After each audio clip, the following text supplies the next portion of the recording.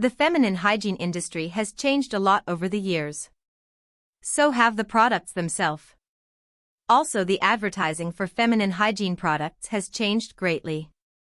The 1970s were arguably the most interesting time when it comes to how certain products were being advertised. Around 1970, the first beltless or self-adhering pads were developed. Before this time, pads were worn with a menstrual belt holding the pad in place. The innovation that was adhesive pads that were pressed into and worn directly in panties was groundbreaking, and within several years was the go-to way to deal with periods worldwide. The market for belted pads virtually disappeared quickly as the newer, less bulky, and easier-to-use pads took over. The main focus of these ads as a whole seems to be how discreet and comfortable these pads are compared to the larger, bulkier and more complicated-to-use belted pads they were replacing.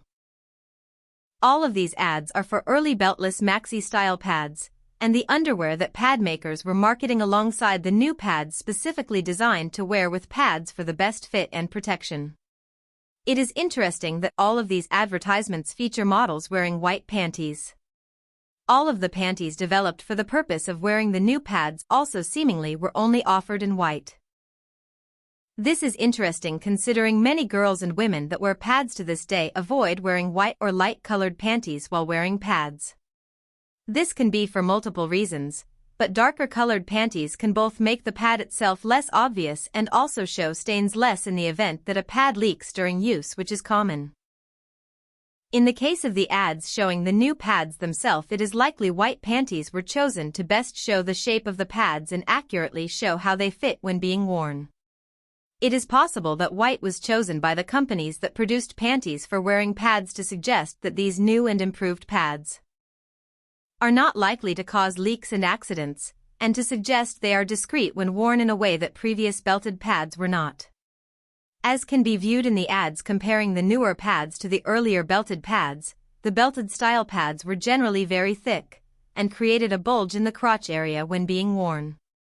The belt itself also was not discreet to wear as it generally was worn above and outside of the panties and had to be concealed under clothing. Although these early generation pads were extremely thick compared to the pads of today, and likely still created a bulge that could be seen under tight clothing, they were still much more discreet than the belted pads they were replacing. This is likely the main idea these ads wanted to get across, and it worked. The new beltless self-adhesive pads soon dominated the market worldwide. At this time, feminine hygiene products were rarely advertised on television or anywhere outside of printed ads in magazines and newspapers. These ads are likely the way that most girls and women worldwide first learned about this innovation that changed the entire feminine hygiene industry. The taboo around periods in general and feminine hygiene products has lightened in recent years, but it is still very rare to see any kind of advertisement that involves women who are menstruating in their panties and demonstrating how a brand or style of pad fits and looks. It is also a good look at how much the industry has evolved.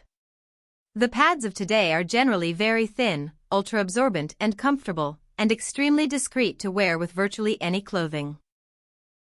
These early self-adhesive pads were extremely thick compared to the pads of today, and generally very short in length compared to the wide range of sizes of pads offered today that offer superior coverage. Thank you for watching, and please come back for more new material.